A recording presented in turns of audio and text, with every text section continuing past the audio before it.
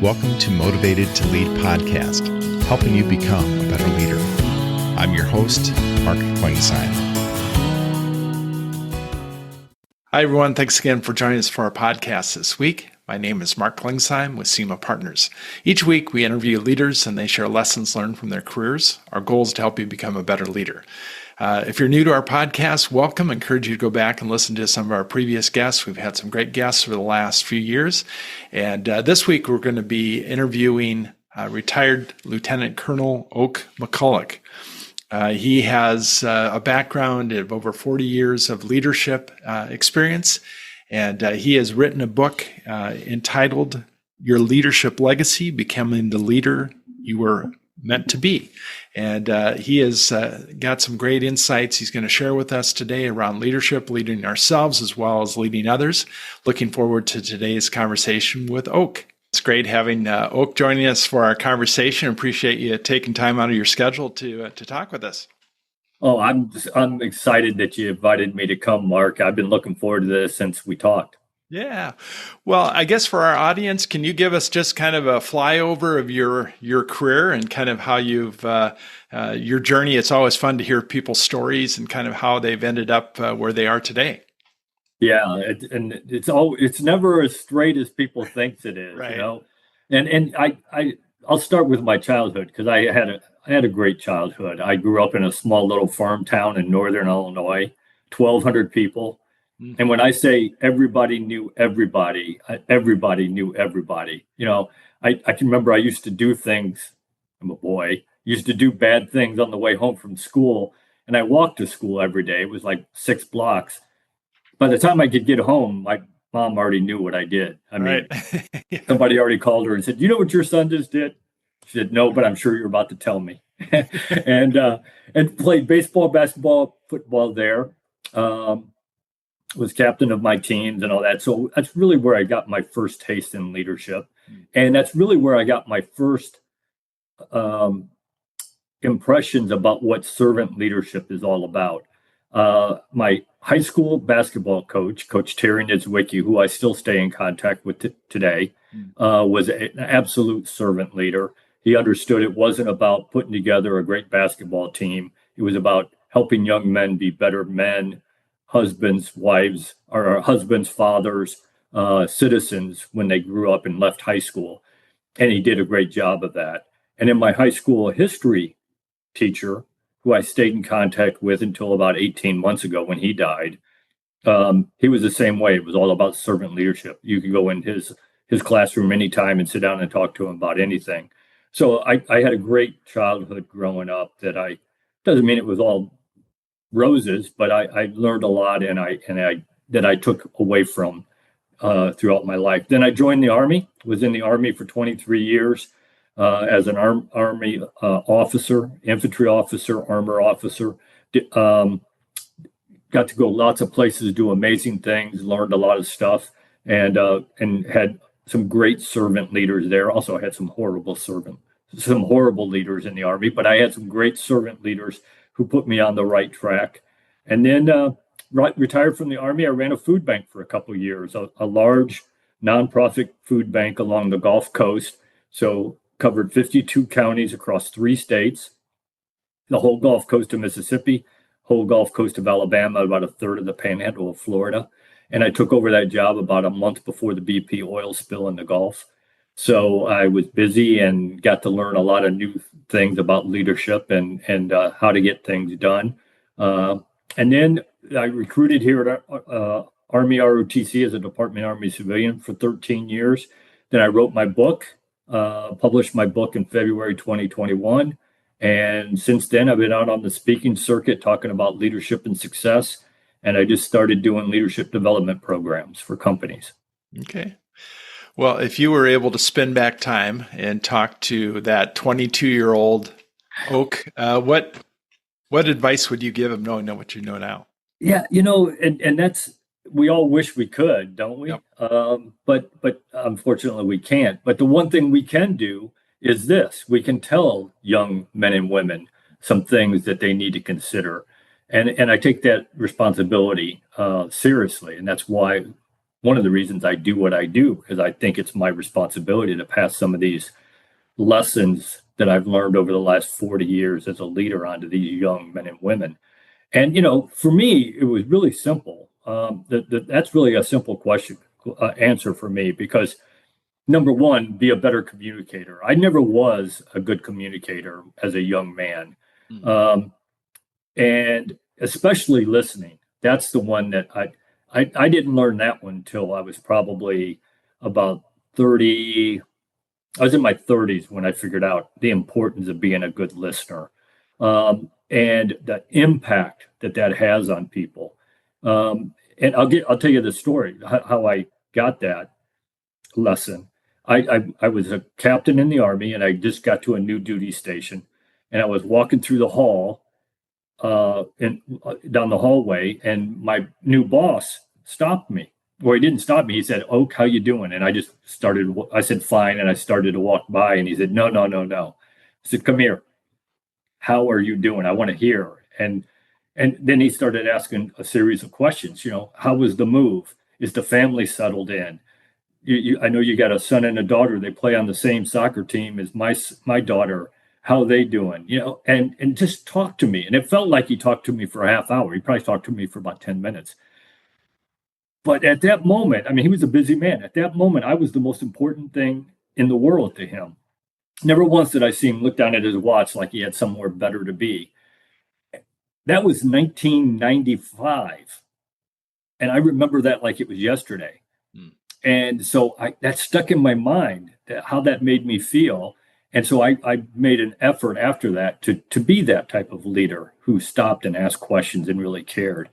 So that's number one, be a better communicator, especially a leader, a listener. And number two, I think is another one that I didn't learn quickly enough, is to build strong relationships, lasting relationships. I have now, and I learned that later on in my career, but a lot of the good people I worked with as a lieutenant, as a captain, I kind of lost track of. And obviously it's easier in today's world with these things and internet and email and all that than it was when we were kids. But I think I still could have done it if I really would have thought about it and made an effort. And I think that's another thing that I would tell people, is you got to build those lasting, long, strong relationships. So I have to ask this before I forget this question. Is Oakland, is that a family name, or is that? It is now. It is now. Okay. I asked my mom where that came from, because there's nobody before me named Oakland. And she told me, she said it was the name of the street that the hospital was on where you were born. And I don't have a middle name, so it's just Oakland McCulloch. And when my wife was ready to give birth to my son, our first child, I wanted to name him after my dad and her dad, actually her dad and my dad, Kevin James. And she said, "No, we're naming him after you." Like I had any say in it anyway. And I said, "Okay." I said, "That's fine." I said, "But you got to give him a middle name, because I'm not going to have a second or a junior or any of that stuff." So we named him Oakland Vincent, after her grandfather, who was an amazing man. And then he had his son, and he named him Oakland Maverick. That young man is never going to be able to hide, ever. Yeah, right. Well, I love that they call you Oak. It definitely speaks. That's a very strong first name for sure. Yeah. Well, you wrote a book. Tell us a little bit about just, everybody, and I've talked with a few people that have recently written books, and it's like everybody says they have a book in them, but very few people take the time and effort to sit down and put it on paper. But talk a little bit, as you had a long Army career, putting that leadership philosophy into a book. Talk a little bit about that journey of deciding to do it and then following through. Yeah, well, I always, like you said, I always thought I wanted to write a book, on leadership and kind of put some of those lessons that I learned down in writing for future generations. And I just kept pushing it off and pushing it off. And one day, my wife and her mom and two other ladies who live here in the same condo that we live in, we went to our Catholic church was having an event. It was a motivational / how do we revitalize the Catholic Church kind of 3-hour event. And the speaker for it was Jonathan Fanning, great speaker. If you ever get a chance to hear him speak, it's absolutely worth your time. And he would talk for 45 minutes. He'd take a 15-minute break, talk for 45 minutes, take a 15-minute break, talk, and then spoke for the last 45 minutes. And every time he went on break, I went up and I was picking his brain because he was doing what I wanted to do, talking to people about leadership and motivation and all those kinds of things. So he gave me all kinds of great advice I still use today. And at the end of it, the last time he talked, it was coming to a close. I went up and I said, thank you. And we, kind of exchanged pleasantries. And then he starts to walk away and he turned around and he says, Oak, have you written a book? And I said, no, but I'm thinking about it. And he said, stop thinking about it and write it. And so I went home that night, wrote out the table of contents. That was the 15th of February, 2020. I started writing it the next morning and I published it on the 12th of February, 2021. So just under a year for me to write the book.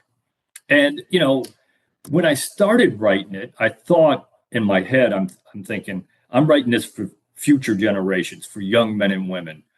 And I think I think I hit that mark. If you read all the reviews on it, a lot of young people say that they use it on a daily basis to, kind of guide them through some things. But one of the things I also figured out is that not only my peers were reading it and picking up some things, but people above me. I had a 2-star, now a 3-star Marine Corps general who read it, didn't know him, connected with me on LinkedIn and said, Oak, I didn't learn a whole lot of new things. He said, I learned a few new techniques. He said, but this is what I really took out of your book, is that I was reading along and I'd come across something and I'd say to myself, I used to do that really well and I don't do that so well anymore. Maybe I need to dedicate some time to get back to doing that. And we all need that little nudge every once in a while to remind us what it was that made us successful, what it was, those little things, because that's what makes you successful, are the small things, not big things. It's all those little small things that add up together. Every once in a while, we need a nudge to get us back to doing those things because we get complacent, we forget things, we get busy, whatever. So every once in a while, we just need that nudge. Yeah, that's good. So you talk a lot about servant leadership. Talk about the concept of that leadership is more about serving than being in charge. I think a lot of times people think that, now I have a title. Now I'm in charge, and then they realize quickly. Yeah, right. But that's not what it's about, Right. And I was lucky in my career. I had my hand in commissioning over 600 lieutenants for the future leaders for the Army and for the nation.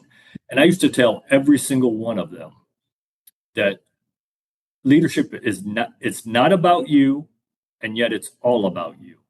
It's not about that title you get or the privileges you're going to get, or that you're going to make more money and drive a nicer car and live in a nicer house. Okay, leaders get those things. Okay, good for us. And that's okay, as long as that's not the only reason you want to be the leader. If that's the only reason you want to be the leader, then please go do something else, because you're never going to be. It is all about you and how you treat and empower the people that you have the privilege to lead. And it is a privilege to be the leader. And I think that's part of the problem in this world today, is that too many leaders have forgotten that it is a privilege and that their job is to help the people they have the privilege to lead to be successful. And I always get somebody who says, but Colonel McCulloch, I want my next pay raise. I want my next promotion. Right. And I tell them, I said, if you do this servant leadership thing right, you'll get it, because you're going to make the people that you're leading better, not only better workers, but hopefully better people, because I think that's part of our job as leaders as well. Make them better workers and better people because you care about them and you take care of them, and they're going to work harder for you, which then in the end is going to make your organization look better, and you're going to get your promotion. But you got it for the right reasons, not because you were selfish or greedy, but because you took care of people and helped them be the best person they could be. So the importance of building trust. Talk a little, maybe share a story from your past of how, as a leader, did you build that trust within your organization?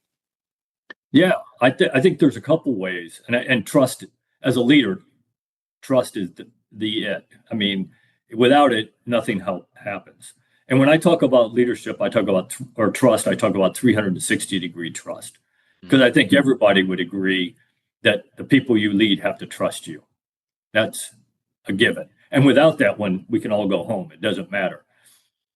But also, you got to, as a leader, you got to trust the people you're leading, that they're going to do the right things, make good decisions, live inside the culture of the organization, give 100%, give the best they can to get a job done right. Then everybody on the team, everybody on your team has to trust each other. That person sitting next to them is going to do all those right things and make good decisions. And then the people outside your organization that you do business with have to trust you, and you have to trust them. So if any part of that 360-degree circle is gone, you got problems. But I think there's a couple ways as a leader to start building trust. Number one, you got to get to know the people you lead. People don't trust people they don't know, and that's probably a good thing. So you got to make that effort to get to know people. And I had a boss who retired, a 3-star general, and he told me one day, he said, "Oak, never, ever, ever turn down a chance to go get your own cup of coffee, no matter how high up in the organization you get." He said, 2 things happen when you do that. Number one, you're showing people that you are no better than they are. You have to go get your own cup of coffee just like they do. And number 2, if you're lucky, you got 2 or 3 different ways to get to the coffee pot and back to your office. And along the way, you stop and talk to people. And I used to tell all these young lieutenants that I was getting ready to commission, I'd tell them, one of your goals every day should be to go out and find one person in your organization and find out one new thing about that person. Not even necessarily about work. You got to do that too, but personal stuff, like what's your spouse's name? What's your kid's name? What sports do your kids play? What's your hobbies? What do you like? What don't you like? Because that starts building that trust. And one of the things that I was adamant about, that I always did, even from the time I was a lieutenant, was when I would get a new person in my organization, or I'd take over a new organization, I'd pull in the people that I had direct responsibility over, and I would kind of explain the culture, the vision, the plan, all those things. And then at the end of that, I would pull out a sheet of paper, a blank sheet of paper, and I'd put their name on the top, and I'd say, "Where do you want to be 5 years from now?" I don't even care if it's in my organization. Where do you want to be 5 years from now? And they'd tell me, and I'd say, "Okay, well, let's start figuring out what we have to do to get you so that you can be there 5 years from now. What training do I need to get you to? What certificates do I need you to get? What positions do I need you to hold? What education level do we need to get you to?" All those things. And then every quarter when I would counsel them, I'd pull out that sheet and I'd say, "Okay, where are we on this? Let's figure it out.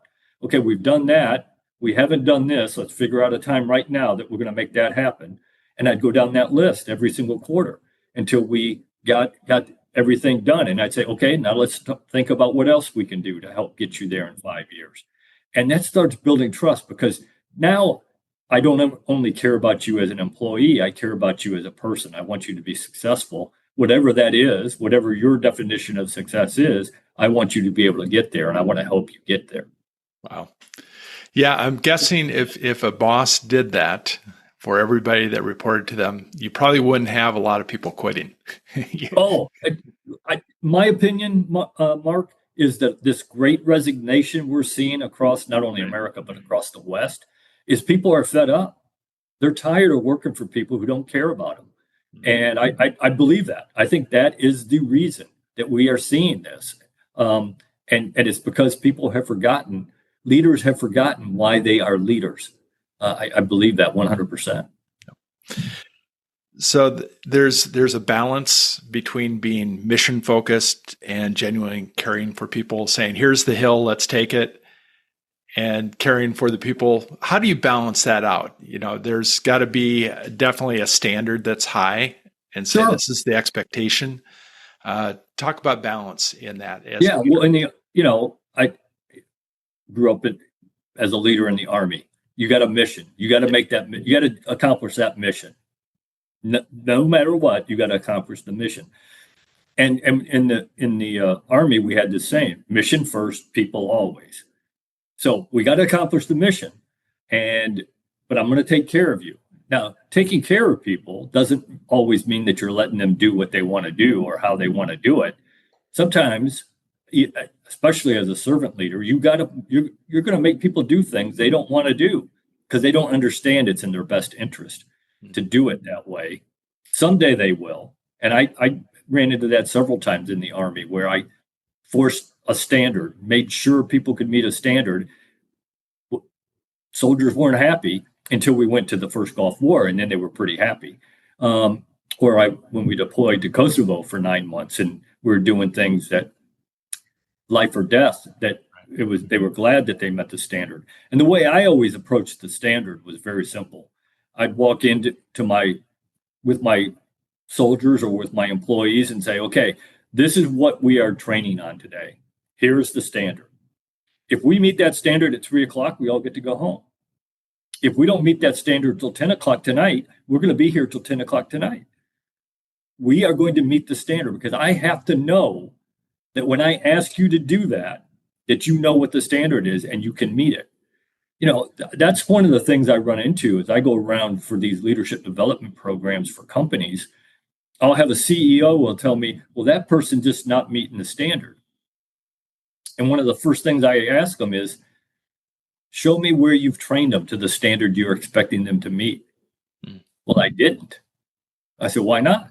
Well, the resume says that they can do this, this, and this, and this. And I just assumed that they could do it. I said, how'd that assumption work out for you? How can you hold somebody to a standard that you don't know they can meet, that you haven't trained them to? That's insanity to me, but I see it all the time. And that's certainly one of the things being a military officer, you learn there are standards and you've got to meet them and you got to train to them. And so that always did me well, not only through my time in the service, but at the food bank and as a recruiter and now talking about leadership. So you teach leaders to make tough calls without hesitation, yet being open to feedback. There's a tension there. You got to make the tough calls. You got to make a decision, but you also have to be willing to take the feedback that if it wasn't done correctly or the after mission taken looking at how it turned out. Yeah. So I tell people all the time, look, leaders have to make decisions. That's what you get paid for. And sometimes you don't have time to ask anybody's opinion. When people were shooting at me, I didn't have time to call everybody together and ask them what's the best way to make this person stop? Sorry, that bad man shooting at me. This is what we're doing. Go do it. Make him stop. Now, that's an extreme, and most people don't have to deal with that. But they also, even in the civilian world, there are crises that come up that you don't have time to ask opinions. You just have to make a decision and go with your gut feeling and your knowledge and your experience and make a decision. When you do have the chance to call people in, say, hey, this is the decision I got to make, or this is the problem we have to solve. Give me your ideas. And then you let people throw ideas out. I mean, you're the leader. You get to decide what the good and bad ideas are, and you'll get some horrible ones, and you'll get some great ones. But you're under no obligation to use any of those ideas. But what I generally have found is when I do that, is that I'll take a little bit of that person's idea and a little bit of that person's idea and throw in a little bit of mine, and that will become our solution or our decision. And two things happen when you do that. Number one, you build trust, because you asked their opinion. Whether you used it this time or not, you asked their opinion. So that starts to build that trust. You trusted them to give you their opinion. And number two, what I've found, which is probably one of the most powerful things in the world, is that no longer is it Colonel McCulloch's decision or solution. It is our decision and our solution. Now they got skin in the game. Now they're going to work extra hard to make sure that gets accomplished. Whereas before, if I'm just telling them, okay, the old man's telling me to do something, okay, I'll do what I have to do. Now they're part of it. And I think that's something that we overlook as leaders sometimes. But I think you're right. I mean, we make mistakes. Look, none of us are perfect. I keep trying to convince my wife I am. She's not buying it. You'd think after 38 years I could convince her, but I can't. We're all going to make mistakes. So I think there's a couple things that you have to do. Number one, you have to admit when you made a mistake, because the people who work for you know you're going to make a mistake. What they care about is, what did you do after you made the mistake? Did you own up to it, or did you blame somebody else or try to hide it? And then you got to fix it, and then learn from it. Those are the things you have to do. And the best way to learn from any event, things you did well or things you didn't do well, is what I believe is reflection. Because I get people who tell me all the time, Colonel McCulloch, I learned a lot from that experience. And I said, no, you didn't. Because that's full of emotion. And you don't learn from emotions, not very well. You learn from the reflection of that experience. What was I supposed to do? What did I do? How can I get better? And even if you were successful, doesn't mean you can't get better. And I tell people all the time, if you do that for every event in your organization, every time you do an event, you do an after action review, a reflection, you will get better as an organization. If you add personal reflection to your daily life, it will change your life. That's the last thing I do before I go to bed every day. Go figure, I'm a person of habit. After 40 years in the military, I have habits. And I believe in routines inside a routine. So I try to do things exactly the same whenever I can. I start my day and end my day exactly the same every single day, no matter where I am in the world, no matter what I'm doing. I get up, I pour my coffee, because the world doesn't start until you get your coffee. Right. Then I sit down and I listen to the daily mass. I listen to a chapter in the Bible, and then I do my daily prayers. Before night, I've started my day right. I don't have a whole lot to say with what goes on in between there, but I started right. And then at night, before I go to bed, I read something. I don't care if it's an article, a blog, whatever. I read something every night. I write in my journal. I've kept a journal for 52 years. I write in my journal. And then the last thing I do is I reflect on the day. What was I supposed to do today? What did I do? How can I get better at it tomorrow? Wow, that's great. So for someone stepping into their first leadership role, which a number of our listeners are first-time CEOs or first-time leaders, what one thing should they start doing today to build a positive legacy? Wow. Yeah, that's a good one. And obviously legacy means something to me, since I titled my book that. I think you got to remember, legacy, in my opinion, has two parts. Very small part of your legacy is what you accomplished in your position as the CEO or president or whatever. And the reason I say that is because if you tie your legacy to that, when you leave, and you're going to leave, one way or another, you are leaving. Either you're going to get promoted, you're going to quit, you're going to get fired, you're going to die. One way or another, you're leaving that position. If you tie your legacy to what you accomplished, then what happens when you leave and the next person comes in, takes that position, and changes everything? Where's your legacy? So it's important. In the real world, results matter. So that is important, what you do. But to me, the largest part of your legacy is that next generation of leaders that you help create. And that is your responsibility, to help create that next generation of leaders. One of my favorite quotes My favorite quote.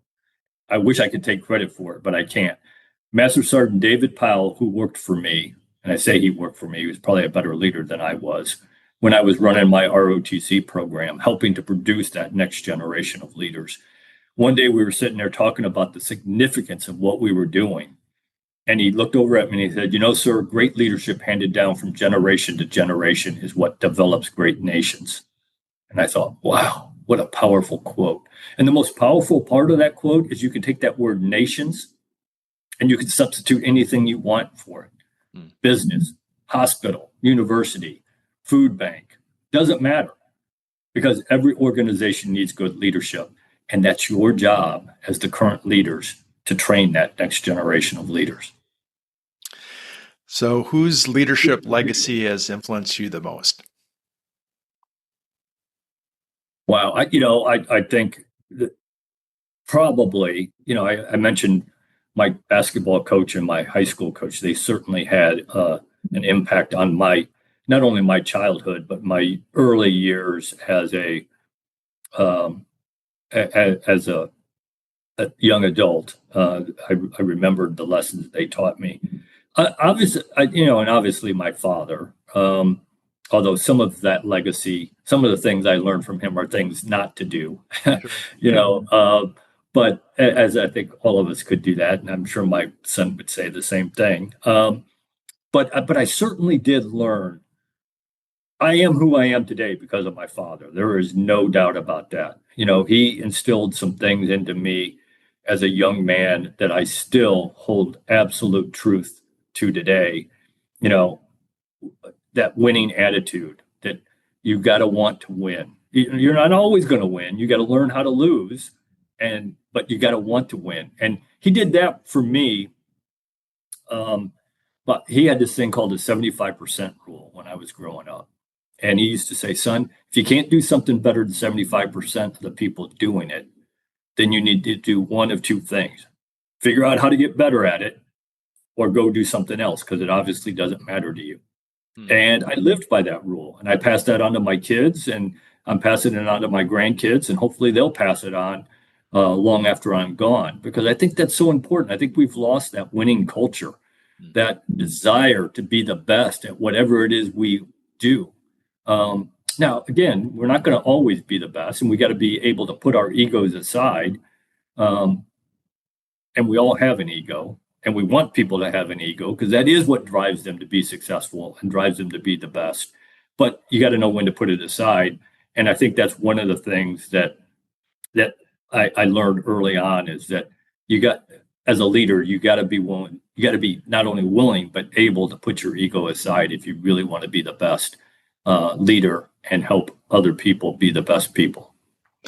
So talk to that leader that may be struggling with it, somebody that reports to them and they're just not seeming to get it. And how do you handle those difficult situations? I think that's one of the biggest challenges for a new leader, is recognizing this isn't working out. How do you deal with those tough conversations? Yeah, and I just had this. It's funny you asked that question, because the last conference I was speaking at the end of July, somebody asked that exact question. When do you decide to cut sling? When do you just say, okay, I've given it all the chances, and I can't. It isn't gonna work either way. So I'd say, this is how I did it. I would, if somebody wasn't meeting the standard, they weren't doing things right, I would call them into my office and I'd say, okay, Mark, here is the standard. Here's where you are. Here's the standard. Now, we, not you, and I think that's the difference between a boss and a leader. A boss says, Mark, go fix it. A leader says, we are going to figure out how to fix this. And then the two of you sit down and you come up with a plan, whether it's a week, a month, a year, however long it's going to take, that the two of you figure it out that it's going to take, and you come up with a plan. And every so often you call them back in and say, okay, we've accomplished this, we've accomplished that. You're still not meeting the standard here. What else can we do to help with that? And then at the end of that time, no matter what it is, a month, 6 months, a year, if they don't meet the standard at that point, then in my opinion, they have self-selected not to work for me anymore, because I have given them all the opportunities and all the resources that they needed to get to the point where they meet the standard. And at that point, it's okay to say, I think you need to go work somewhere else. And I think that's always tough. I mean, nobody likes to fire somebody or let somebody go, but I think you have to on certain occasions. But here's the flip side to that. I had a CEO. I was doing a leadership development program for a company, and I had a CEO who said, "Oak," some guy walked by, and he said, "Oak, that person just isn't able to do the job I hired him to do." And he said, "I'm going to have to let him go." I said, first of all, "Does he fit the culture of the company?" And he said, "Yeah, he's perfect." I said, "Is he a hard worker?" He said, "Yes, one of the hardest workers I have. He just can't do the job I'm asking him to do." I said, "Then maybe you got to find a different position on the bus for him. Find him a different seat. You still want him on the bus. He fits your culture. He's a hard worker. You want him on the bus. Find another seat for him. That's just not the right seat for him." So I think, you have to look at it that way as well. Just because they can't do that job doesn't mean if they're still worth keeping because they fit the culture, they're a hard worker or whatever. If there is a way to move them to another position that maybe they can handle, then look at it that way as well.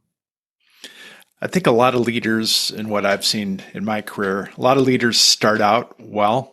They've got energy and vision, and they're able to lead well. But it seems like a lot of times you'll see leaders kind of fizzle out towards the end, and they don't leave that legacy that maybe they thought they would leave.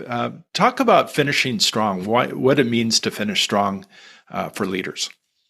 Yeah, so I think we all run into that. We're human. We get run down, unmotivated at times, and so I think, and somebody asked me, they said, how do you know when your battery is starting to drain? I said, this has always been my indicator. If something that I love to do, that I never mind doing, if it becomes a chore to me, then I know my battery's draining a little bit. And I tell people, you got to have something in your life that helps you recharge your battery. And for me, it's always been the 4 F's, faith, family, friends, and fishing, not always in that order. And so anytime I start feeling, that I'm a little run down or I'm a little bit unmotivated about things I'm doing, I try to go back to one of those 4 things, or as many of them as I can.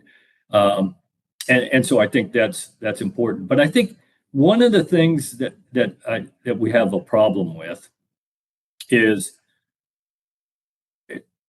motivation and self-discipline. And I would throw habits in there as well. But certainly motivation and self-discipline. And those 2 things have to be tied together, because we're human. We're not going to wake up motivated every single day. Right. It'd be nice, but that's not life. There's going to be days that you're not going to be motivated when you wake up. And if you don't have self-discipline, and there's a difference between discipline and self-discipline. If you don't have self-discipline, then on those days you're not motivated. Instead of getting out of bed and running those 3 miles, you're going to roll back over and go back to sleep. Or instead of doing that extra hour of work to make it right, you're just going to say good enough and leave. Because the self-discipline will make you do the things that you would have done on the days you were motivated, on those days that you're not motivated. So you got to keep that in your mind, that you got to be self-disciplined. You got to be motivated, and that's important. And you got to have that self-discipline. And I tied the 3 together: habits, motivation, self-discipline, because I think they're intertwined. Motivation is that engine that gets you started every day, gets you to do the things that you need to do. Your self-discipline is the framework. It's the structure that keeps you making good decisions, doing the right thing, all those things that leaders should do. And then the habits are the tools that you use on a daily basis to make those things happen that you need to get done. So I think you always got to think about, what are my habits? Am I motivated? And if I'm not, then why not? And try to get back to it. And then you got to develop self-discipline. Good advice. So, leaders are learners, and talk about some of the books that you would recommend. Definitely want to put your book, Your Leadership Legacy, on that reading list. Well, thank you. Give us some of your other favorites that you've. Yeah, there's three books. I get asked that all the time. What's my favorite leadership books? And it hands down, three books. And most people are shocked when I tell them which ones they are, because two of them have nothing to do with the military. The person who wrote it was never in the military. Number one, John Wooden on leadership, probably the best leadership book that I have ever read. And the reason I think it is because it goes into culture, goes into values, and he absolutely talks about servant leadership, and he was a servant leader. And talk to anybody who he coached, they all loved him, and they all still talk about him like he's a father to them. He was a father to them. He passed away a few years ago, but I think you got to read that book if you really want to understand culture's value and servant leadership. Great book. Then the second book is Where Have All the Leaders Gone by Lee Iacocca. And I know I'm dating myself now, probably. Some people in your audience may not remember who Lee Iacocca is. Many of them will. But and for me, the reason I picked that book is because he talks about legacy. He talks about success. He talks about being focused on getting results. And again, results matter in the real world. Maybe in fantasy land, where everybody's a winner and everybody gets a trophy, maybe not. But in the real world, results do matter and success matters. So he talks through those kinds of things.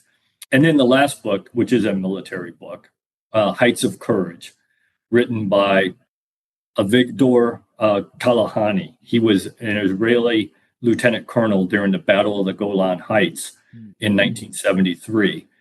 And just very quickly, his battalion was attacked by two divisions of Syrian tanks. And so his armored battalion of 50-something tanks was going up against several hundred tanks.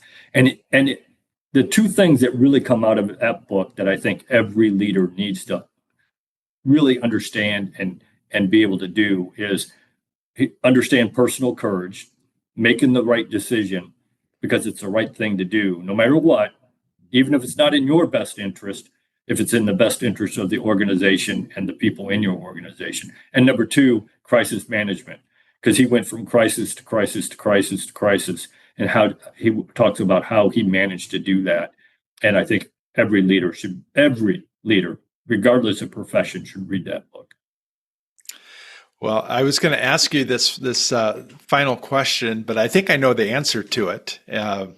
What is it that you like to do to recharge when you're not working? And I think if I'm listening, it has to do with faith, family, friends, and fishing. Yes, absolutely. Right? I love to fish. I live right here in Daytona Beach. I live right on the Intercoastal Waterway.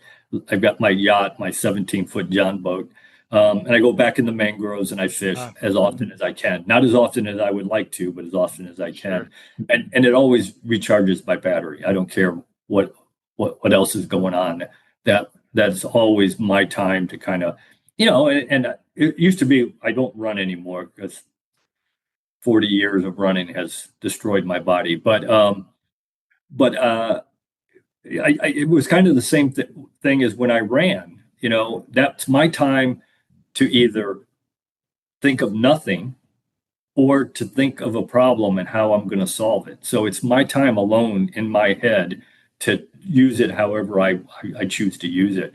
And now fishing is that for me. Okay. So what's the biggest fish that you've caught in the mangroves? So I caught a 4-foot bull shark in 3 feet of water. Wow. And like the idiot that I am, I got it into the boat. That wasn't the hard part.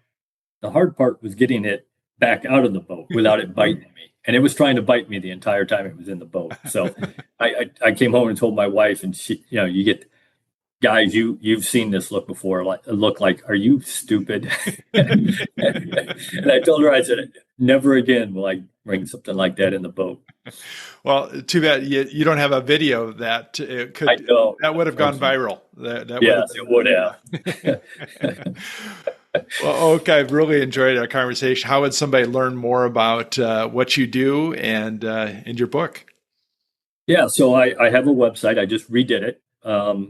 And on that website, it has all my social media, and that's how we connected on LinkedIn. It has all my social media. And by all means, connect with me. I'd love that. It has my cell phone number, my email address. It has a link to my book. It has the 4 keynote talks that I give and a little description of them. It's got video clips from keynote talks. It's got my speaker reel, my media kit, all the 5. I try to put the 5 latest podcasts I was on there, so you can kind of get a feel for what I talk about and what I believe in. And it also has my articles that I've written in there as well. Great. Well, definitely check that out. Encourage our audience and pick up his book, Your Leadership and Legacy, and definitely wish you continued success in all you're doing. Yeah, well, thanks, Mark. Appreciate you having me on the show. This has been a great conversation. I always tell people, I've been on a bunch of podcasts, and you always know it's a good podcast when at the end you're like, I can't believe that an hour, 45 minutes has just gone by. Because I've been on podcasts where 15 minutes into the hour, you're like, it's only 15 minutes. Yeah. Well, we talked a little bit. We didn't go 4 hours, which I think has been your longest conversation, but we didn't go that long today. But again, thank you. And we'll hopefully talk in the future. Yeah, absolutely. Thanks, Mark. Thank you for listening to the Motivated to Lead podcast. Please subscribe on iTunes. You can also see a video version of this interview at motivatedtolead.com. This podcast is brought to you by SEMA Partners, helping you find your next great leader.